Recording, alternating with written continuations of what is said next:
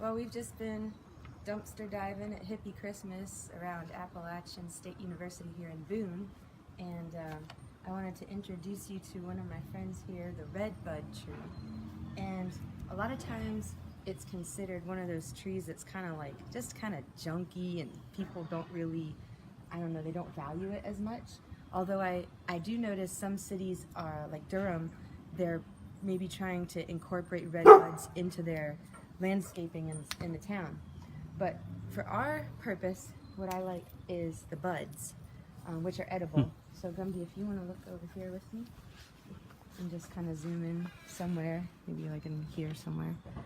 Yeah, so the flowers are edible, and we like to take some, like handfuls and just kind of sprinkle it in the salad, make it look really pretty. And to me, they kind of taste like uncooked corn, just like raw corn kernels.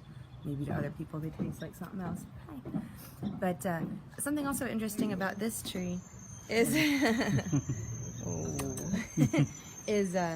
this one has red leaves, and a lot of times I just see it with green leaves, so I'm not sure if they're going to turn green or if this one just happens to be a red-leafed redbud. But the trees tend to not be super tall, and this one's pretty straight. It kind of looks like it was placed here ornamentally. But oftentimes you'll find them reaching out from the tree line to get to the sunlight.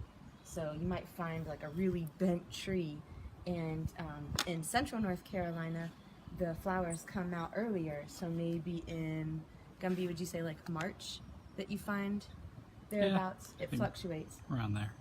You'll find these nice little pink flowers, but since we're up in the mountains at higher elevation, they're still hanging on to the tree.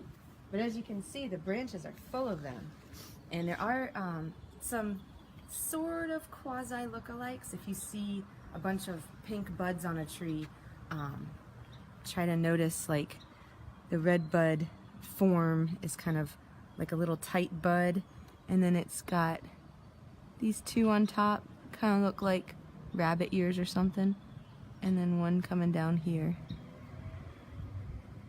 So yeah, and they kind of grow in little clusters on the tree. Gumby, would you like to add anything else?